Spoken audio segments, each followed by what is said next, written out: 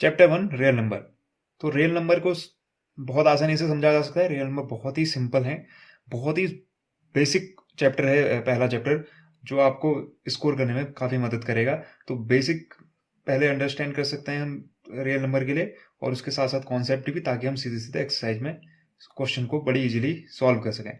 तो real number को समझने के लिए कुछ बेसिक्स आपको पता होने चाहिए। तो सबसे पहले शुरुआत करते हैं हम नेचुरल नंबर से। नेचुरल नंबर क्या होते हैं? नेचुरल नंबर वो नंबर्स हैं जो काउंटिंग नंबर है। काउंटिंग अगर मैं कहूँ, इन्हीं लाइंस को अगर आप काउंट कीजिए, तो आप काउंट कैसे करेंगे? 1 2 3 4 सो ऑन।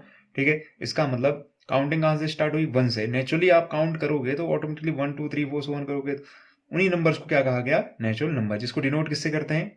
जिसको डिनोट करते हैं एन से। और नंबर्स क्या होते हैं? वो 1 2 3 4 एंड सो ऑन। ठीक है, ऐसे ही अगला नंबर है होल नंबर्स। होल नंबर्स क्या होते हैं? होल नंबर्स वो नंबर्स होते हैं जो नेचुरल नंबर को कंप्लीट कर दे। होल मतलब क्या होता है? कंप्लीट, पूरा। ठीक है, अब नेचुरल नंबर को अगर आप गौर से देखेंगे तो नेचुरल नंबर में कुछ ऐसा है जो मिसिंग है। जीरो, आप जीरो देखते हैं लेकिन इसमें जीरो है नहीं। तो अगर मैं, बस ये याद रखने का तरीका है। ठीक है, तो अगर मैं नेचुरल नंबर के ही सेट में, जो नेचुरल नंबर का कलेक्शन है, उसी में क्या डाल दूं? जीरो भी डाल दूं, तब ये जो नया कलेक्शन बनेगा, इसी को क्या कहा गया? Whole number. तो 0 1 2 3 4 सो ऑन, ये जो नया कलेक्शन है इसको कहते हैं होल नंबर्स। अब बात आती है इंटीजर्स की। इंटीजर्स को किससे डिनोट करते हैं? या तो आई से या फिर जेड से, जिसको जी भी बोलते हैं कुछ लोग। ठीक है, तो इंटीजर्स के कैसे बनते हैं? इंटीजर्स गौर से देखिएगा, आपके पास होल नंबर है। होल नंबर में अगर मैं नेगेटिव नेचुरल नंबर ऐड कर दूं, नेगेटिव नेचुरल नंबर क्या होंगे? नेचुरल नंबर तो होते हैं 1 2 3 4, नेगेटिव नेचुरल नंबर होंगे -1 -2 -3 -4 एंड सो ऑन। तो जैसे ही आप होल नंबर वाले कलेक्शन में नेगेटिव नेचुरल नंबर ऐड कर देते हैं, तब जो नया कलेक्शन बनता है वो कहलाता है इंटीजर्स। ठीक है, तो ये हो जाएगा आपका -3 -2 -1 0 1 2 3 एंड सो ऑन। तो ये जो नया कलेक्शन बना, ये कहलाया आपका इंटीजर्स। ठीक है, इसमें होते हैं 3 पार्ट। नेगेटिव इंटीजर्स, नेगेटिव आप सीधे सीधे आइडेंटिफाई कर सकते हैं। कौन कौन से होंगे? -1 -2 -3 एंड सो ऑन। जो भी नेगेटिव होंगे वो सारे नेगेटिव इंटीजर्स कहलाएंगे। पॉजिटिव इंटीजर्स, पॉजिटिव इंटीजर्स होते हैं 1 2 3 एंड सो ऑन। तो ये वाले नंबर्स कहलाते हैं पॉजिटिव इंटीजर्स। ठीक है, अब न्यूट्रल इंटीजर क्या होता है? गौर से देखिए, मैंने जीरो छोड़ दिया, तो जीरो नहीं नेगेटिव होता है नहीं पॉजिटिव होता है, जीरो कहलाता है न्यूट्रल इंटीजर। अगला जो नंबर सिस्टम आता है वो आता है रैशनल नंबर का। रैशनल नंबर को डिनोट करते हैं क्यू से। रैशनल नंबर कौन से नंबर होते हैं? वो नंबर जिनको मैं पी बाई क्यू के फॉर्म में लिख सकूं। ये जरूरी नहीं है वो पी बाई क्यू के फॉर्म में हो, अगर मैं उनको पी बाई क्यू के फॉर्म में लिख सकता हूं तो वो रैशनल नंबर कहलाएंगे। ठीक है, जिनको मैं किसकी फॉर्म में लिख सकता हूं? पी बाई क्यू के फॉर्म में, जहां वेर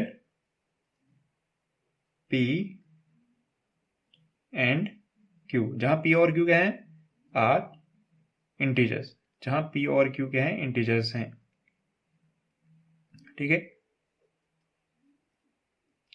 और खास कंडीशन ये है कि क्यू की वैल्यू कभी भी जीरो नहीं होनी चाहिए, क्योंकि अगर आप पी अपॉन जीरो रख देंगे, यानी कुछ भी नंबर है ऊपर नीचे रख देंगे जीरो, तो वो नॉट डिफाइन हो जाएगा। इसलिए वो नंबर जिनको पी वाई क्यू के फॉर्म में लिखा जा सकता है उनको कहते हैं रैशनल नंबर। सपोज कोई एक एग्जांपल लीजिए, मैं ले लेता हूं 0.25।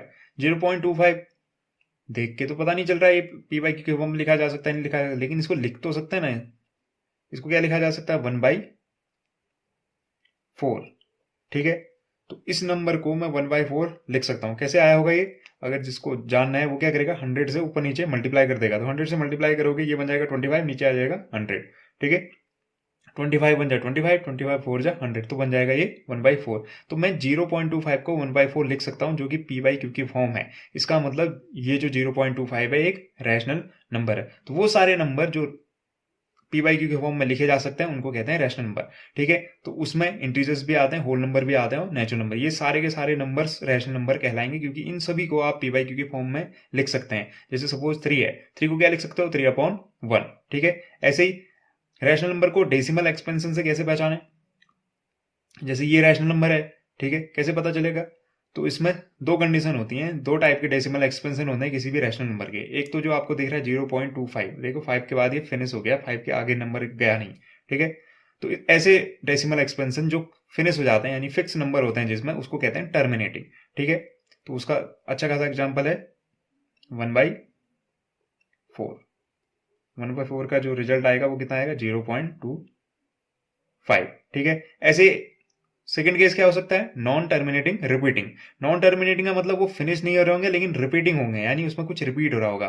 तो उसका एक अच्छा एग्जांपल हो सकता है 1/3, ठीक है। 1/3 को आप सॉल्व कीजिएगा, आपको रिजल्ट मिलेगा 0.33 एंड सो ऑन। ये नॉन टर्मिनेटिंग है, कभी फिनिश नहीं होगा, ठीक है। लेकिन इसमें क्या होगा, कुछ नंबर रिपीट होते रहेंगे, जैसे इसमें इस वाले केस में 3 जो है वो रिपीट हो रहा है, ठीक है।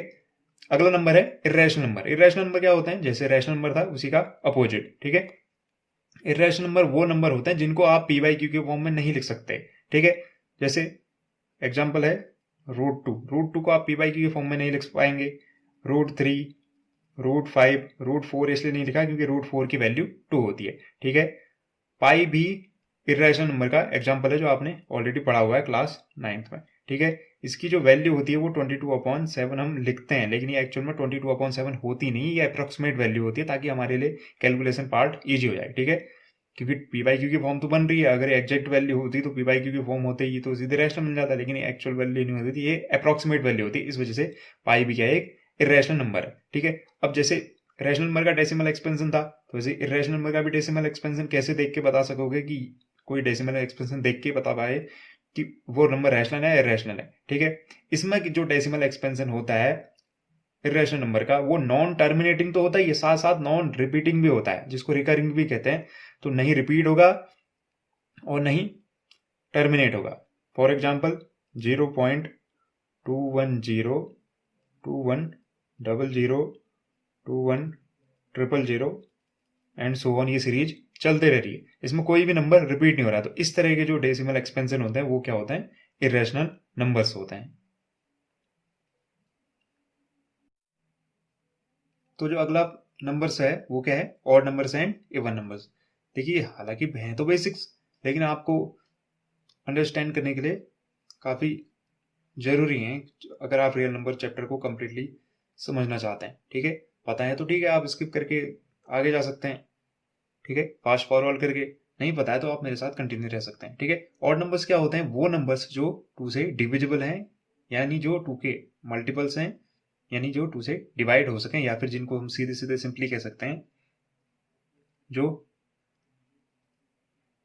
2 से 2n की फॉर्म में है। कौन से नंबर, इवन नंबर, ठीक है। ऑड नंबर नहीं, इवन नंबर, ठीक है। जो 2 से डिविजिबल हो जाएंगे, या फिर 2 के मल्टीपल्स हैं, या फिर 2n की फॉर्म में है, जहां n की वैल्यू क्या है, नेचुरल नंबर। आप कोई भी नेचुरल नंबर रखते जाइए, तो जो अगर 2n की फॉर्म में कोई नंबर है तो वो कहलाते हैं इवन नंबर्स, ठीक है। ऑड नंबर्स क्या होंगे, ऑड नंबर्स की जो फॉर्म होती है वो 2n-1 होती है, ठीक है। आप नेचुरल नंबर रखिए, पहला नेचुरल नंबर रखेंगे 1, तो 2 × 1 2, 2 - 1 1, तो पहला जो ऑड नंबर मिलेगा वो आपको मिलेगा 1, ठीक है। इसकी जो दूसरी फॉर्म हो सकती है वो 2n+1 भी हो सकती है। कंडीशन एक है कि जो n होगा वो किसको बिलोंग करेगा, ये जो साइन होता है बिलोंग्स टू का साइन होता है, यानी n की जगह पे आप होल नंबर रखेंगे, तब जो ऑड नंबर की जो फॉर्म हो सकती है तब हो सकती है 2n+1, ठीक है। नहीं तो वो 2n-1 होती है। तो 2 से डिविजिबल जो नंबर होते हैं, यानी जो 2 से डिवाइड हो सकते हैं जो नंबर, उनको कहते हैं हम इवन नंबर्स। जो 2 से डिवाइड नहीं होते हैं उन नंबरों को कहा जाता है ऑड नंबर, ठीक है। तो जो ऑड नंबर की फॉर्म होती है वो 2n-1 होती है तब जब आप n की जगह नेचुरल नंबर रख रहे हैं। 2n+1 होती है जब आप n की जगह होल नंबर रख रहे हैं, ठीक है। ये तो हो गया ऑड और इवन नंबर्स, ठीक है। अगला जो नंबर है वो है प्राइम नंबर्स। हालांकि आप प्राइम नंबर्स बचपन से पढ़ते आ रहे हैं, फिर भी प्राइम नंबर्स वो नंबर्स होते हैं जिनके सिर्फ ओनली 2 फैक्टर्स होते हैं। ओनली 2 फैक्टर्स में क्या क्या होगा, एक तो 1 कंपलसरी है, 1 होगा ही होगा, ठीक है। साथ ही साथ 1 एंड वो नंबर खुद, ठीक है। जैसे सपोज कोई एग्जांपल ले लेते हैं हम 3। हमको पता है प्राइम नंबर है। देखिए 3 के अगर आप फैक्टर लिखना चाहेंगे, 3 के फैक्टर लिखना चाहेंगे तो क्या होगा, 3 को कौन कौन से फैक्टर, मतलब जो इस नंबर को कंप्लीट बार डिवाइड कर सकता है। 1 3 को डिवाइड कर सकता है, बिल्कुल। 1 के बाद कौन सा नंबर होता है? 3। 1 और 3 के अलावा इस दुनिया में कोई ऐसा नंबर एग्जिस्ट नहीं करता है जो 3 को डिवाइड कर सके कंप्लीटली, ठीक है। तो इसलिए इसके फैक्टर कितने हैं? 1 और 3। 1 सबका फैक्टर होता है और ये नंबर खुद का फैक्टर है ही, ठीक है। तो ऐसे नंबर जिनके सिर्फ 2 ही फैक्टर होते हैं उनको कहते हैं प्राइम नंबर्स। अगला केस है कंपोजिट नंबर्स। कंपोजिट नंबर कौन से नंबर होते हैं? प्राइम नंबर के अपोजिट। इसमें क्या होंगे आपके? मोर देन 2 फैक्टर्स, जिसके 2 से ज्यादा फैक्टर होते हैं, वो नंबर्स कहलाते हैं कंपोजिट नंबर। सपोज कोई एग्जांपल ले सकते हैं आप 4। 4 के अगर आप फैक्टर लिखना चाहेंगे, 4 का एक फैक्टर होता है 1, दूसरा होगा 2, तीसरा होगा 4 खुद। तो इसके क्या हो गए? 2 से ज्यादा फैक्टर हो गए। तो ऐसे नंबर जिनके 2 से ज्यादा फैक्टर्स होते हैं वो कहलाते हैं कंपोजिट नंबर, ठीक है। अगला जो टॉपिक है वो है Euclid's division lemma. Euclid's division lemma understand करने से पहले हम डिवीजन प्रोसेस को समझ लेते हैं, ठीक है। तो सपोज मान लीजिए मैं 3 से डिवाइड करता हूं 15 को। 3 से अगर मैं 15 को डिवाइड करता हूं तो 3 5 जा 15 और माइनस करने पे मेरे को जो रिमाइंडर मिलेगा वो मिलेगा 0, ठीक है। तो इस केस में जो डिवाइजर है वो क्या है? डिवाइजर है आपका 3, डिविडेंड वो है 15, क्विसेंट वो है 5 और जो रिमाइंडर है वो है 0।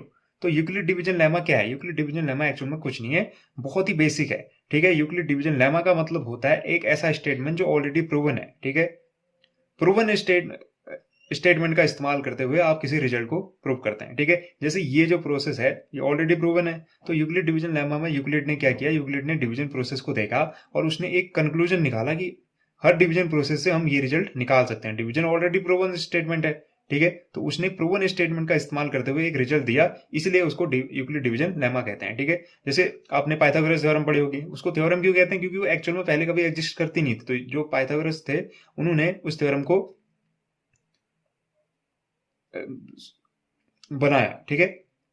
पाइथागोरस ने उस थ्योरम को इन्वेंट किया, ठीक है। लेकिन यूक्लिड डिवीजन लेमा ने कुछ नया नहीं किया, ठीक है। उन्होंने ऑलरेडी जो रिजल्ट उनके सामने थे उससे एक कंक्लूजन निकाला, ठीक है।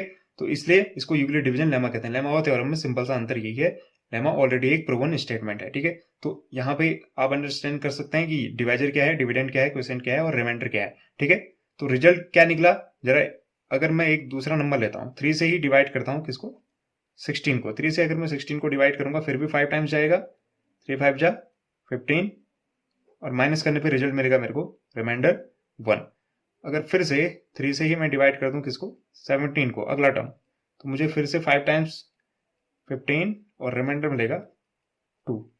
अगले नंबर को भी अगर मैं डिवाइड कर दूं तो 15 से, सॉरी 3 से, तो 5 3 6 जा 18, रिमाइंडर कितना मिला मेरे को? 0। ये कंजुगेटिव नंबर है, 15 16 17 18। 3 से डिवाइड करने पे या तो मुझे रिमाइंडर 0 मिल रहा है या 1 मिल रहा है या 2 मिल रहा है, मुझे 3 रिमाइंडर नहीं मिल रहा है। तो इसी को उन्होंने कैसे लिखा, इस रिजल्ट को उन्होंने लिखा कि मैं 15 को कैसे लिख सकता हूं?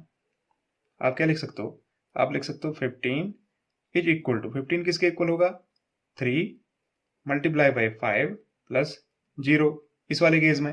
ऐसे अगर इस वाले केस को लेंगे तो हम 17 को क्या लिख सकते हैं? 17 को लिख सकते हैं 3 मल्टीप्लाई बाई 5 प्लस 2। ऐसे मैं इनको भी लिख सकता हूं। तो हम क्या कह सकते हैं इसको? 15 क्या है? Dividend, dividend is equal to 3 क्या है? Divisor, divisor multiply by quotient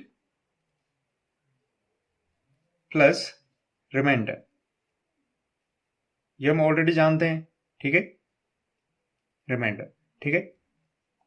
तो यूक्लिड ने क्या कहा? उसने कहा ये तो ऑलरेडी है।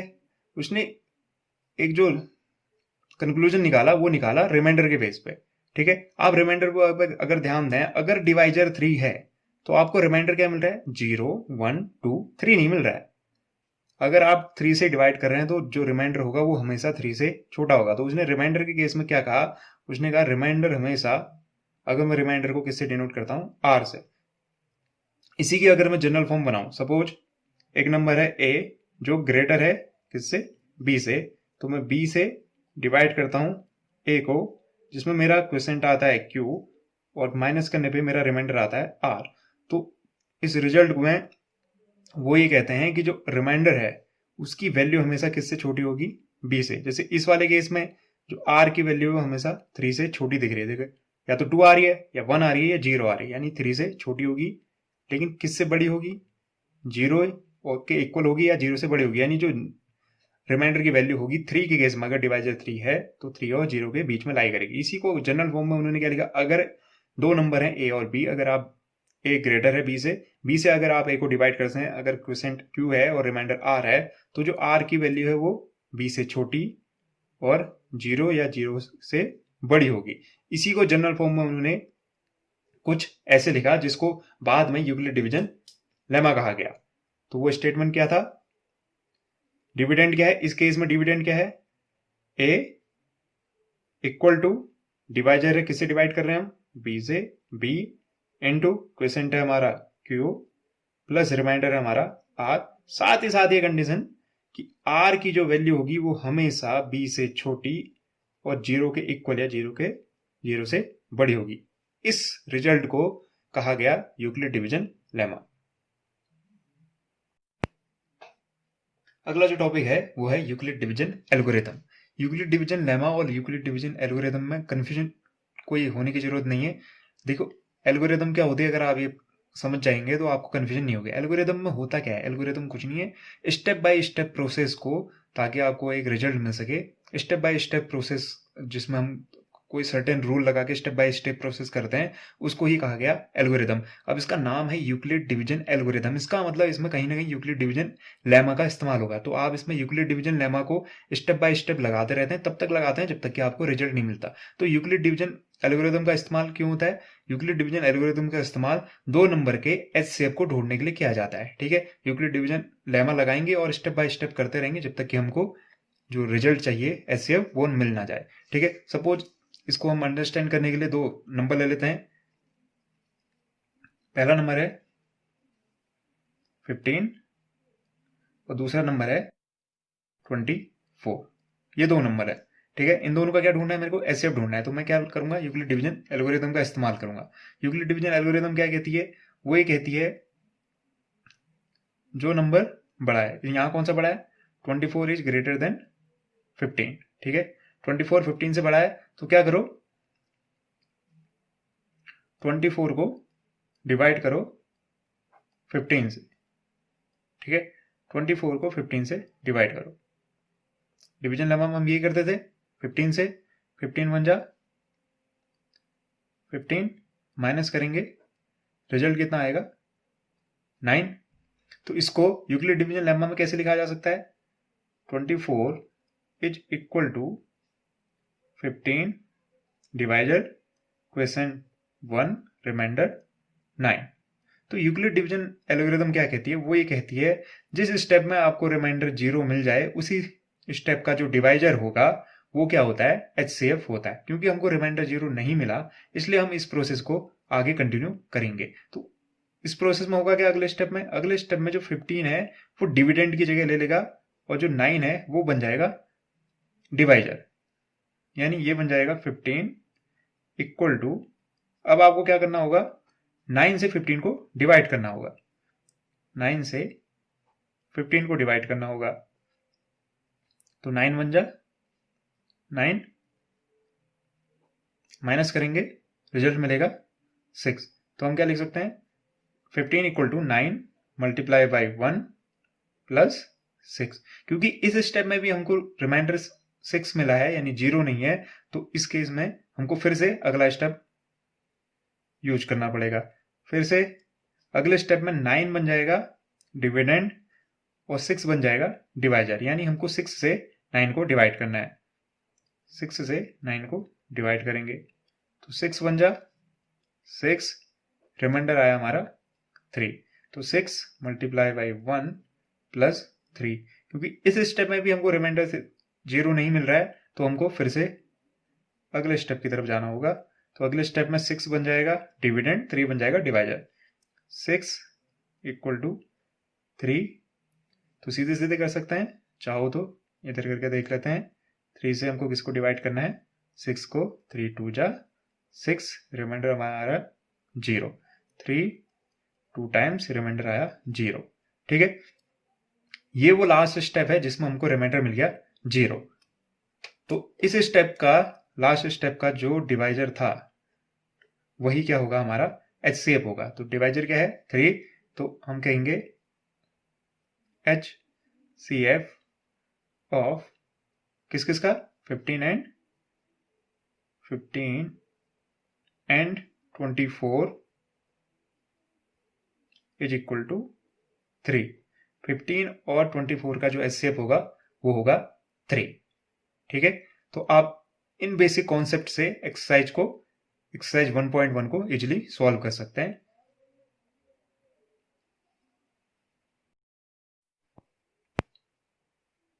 एक्सरसाइज 1.1, एक्सरसाइज 1.1 का पहला क्वेश्चन क्या कहता है, वो कहता है use Euclid division algorithm to find the HCF of, first part है 135 एंड 225। तो आपको यूक्लिड डिवीजन एल्गोरिथम का इस्तेमाल करते हुए इन दो नंबर्स का HCF ढूंढना है। तो चलिए शुरू करते हैं।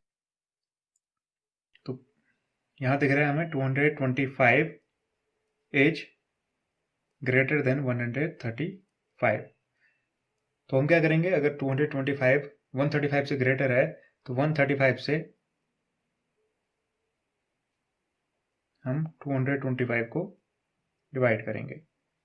तो कितने टाइम्स जाएगा, 1 टाइम्स 135, माइनस करेंगे, रिजल्ट आएगा 90। तो बाई यूक्लिड्स डिवीजन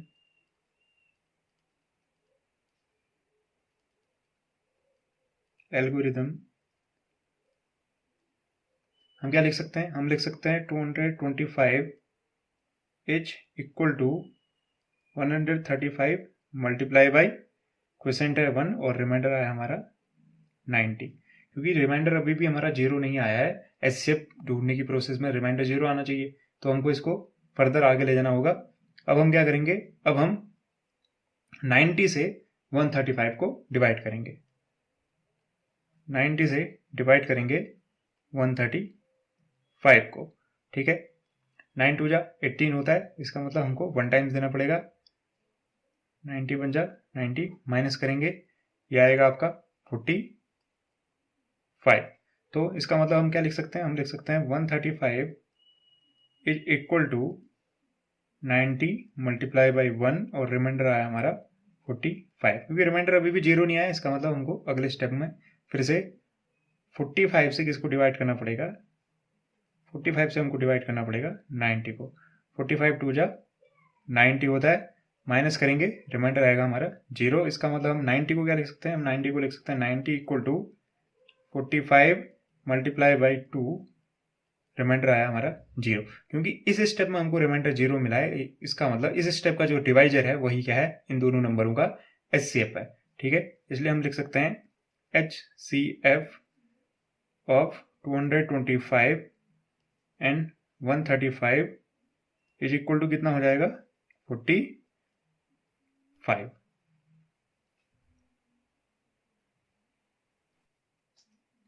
इसी का जो सेकंड पार्ट है 196 एंड 38,220। ठीक है, इन दो नंबर्स का क्या ढूंढना है, HCF ढूंढना है यूजिंग यूक्लिड डिवीजन एल्गोरिथम का इस्तेमाल करते हुए। तो सीधे सीधे पता चल रहा है 38,220 ग्रेटर है,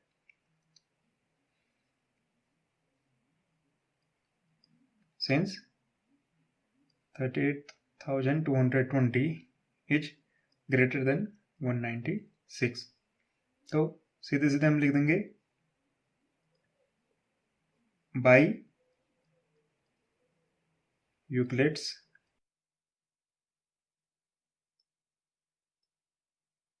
डिवीजन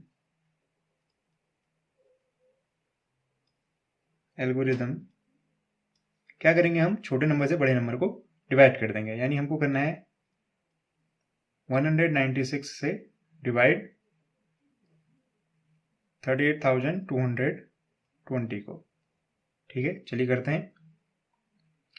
19 टू जा कितना होता है, 19 टू जा 38, और ये 6 भी है, उसकी वजह से ये नंबर थोड़ा बड़ा हो जाएगा, तो हम देंगे इसको 1 टाइम्स 196, माइनस करने पे रिजल्ट आएगा हमारा 6, 8 एंड 1, 186। 2 कैरी करेंगे ऊपर से, अभी जाएगा आपका 9 टाइम्स, तो ये हो जाएगा 1764। मैं ऑलरेडी कैलकुलेशन कर चुका हूं, ताकि यहाँ पे जो कैलकुलेशन हो वो रफ ना बने, एकदम क्लियर भी आए। ठीक है, आप चाहें तो कैलकुलेट कर सकते हैं, इतना ही रिजल्ट आएगा। तो माइनस करने पे ये रिजल्ट मिलेगा हमको 98, 0 कैरी करेंगे, ये बनेगा 980, तो ये जा रहा है 5 टाइम्स, ये बन जाएगा 980। ठीक है, तो ये कंप्लीट बार डिवाइड हो जा रहा है, रिमाइंडर आ रहा है हमारा 0। क्योंकि हमारे पहले ही स्टेप में रिमाइंडर 0 आ गया, इसका मतलब पहले स्टेप का जो डिवाइजर है वही क्या है, HCF है। तो डिवाइजर क्या था, 196, तो 196 ही इसका HCF है।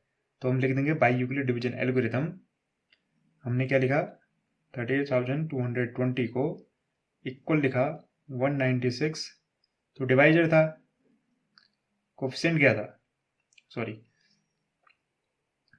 क्विसेंट। ठीक है, क्विसेंट क्या था हमारा 195, और रिमाइंडर आया हमारा 0, इसलिए इस स्टेप का जो डिवाइजर था वही हमारा क्या हो जाएगा, HCF। तो हम लिख सकते हैं सो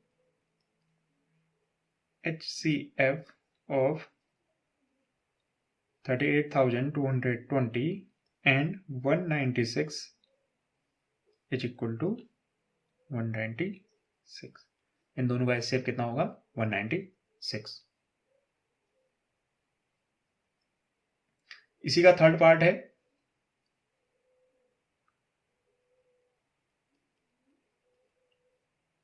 867 एंड 255। तो सीधी बात है, 867 बड़ा है, तो हम क्या करेंगे, 255 से 867 को डिवाइड कर लेंगे। ठीक है, 255 से 867 को डिवाइड कर लेते हैं, तो ये 3 टाइम्स जाएगा, 25, 3 जा 75, तो 3 टाइम्स, 4 टाइम्स जा नहीं सकता, 3 टाइम्स, तो आ रहा है आपका 765, माइनस करने पे रिजल्ट मिलेगा आपको 102। ठीक है, तो बाई यूक्लिड डिवीजन एल्गोरिथम हम इसको क्या लिख सकते हैं, बाई यूक्लिड्स डिवीजन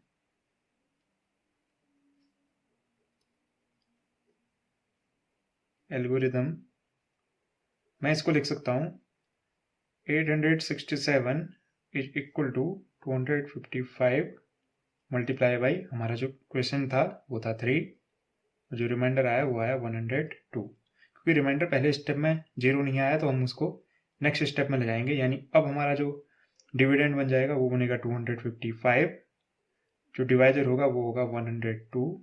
चलिए करके देखें कि क्वेश्चन क्या आता है। हमको करना है 102 से 255 को डिवाइड, 102 से डिवाइड करना है 255 को, तो ये जाएगा 2 टाइम्स, तो बन जाएगा ये 204, माइनस करने पे रिजल्ट मिलेगा आपको 51। तो हम इसको लिख सकते हैं 2 टाइम्स, और रिमाइंडर आया था हमारा 51। रिमाइंडर अभी भी 0 नहीं आया, इसलिए हमको इसको नेक्स्ट स्टेप में ले जाना पड़ेगा। नेक्स्ट स्टेप में 102 बन जाएगा हमारा डिविडेंड, डिवाइजर हो जाएगा हमारा 51, तो 51 से हमको डिवाइड करना है 102 को, ये सीधे सीधे 2 टाइम्स जाएगा और कंप्लीट बार डिवाइड हो जाएगा, तो रिमाइंडर आया हमारा 0, 2 टाइम्स, रिमाइंडर आया हमारा 0, क्योंकि इस वाले स्टेप में हमारा रिमाइंडर 0 आ गया है, तो इस स्टेप में जो डिवाइजर है वही क्या है, हमारा HCF है। तो हम लिख सकते हैं सो HCF किसका 867 एंड 255 इज इक्वल टू हो जाएगा आपका, ये वजह क्या था 50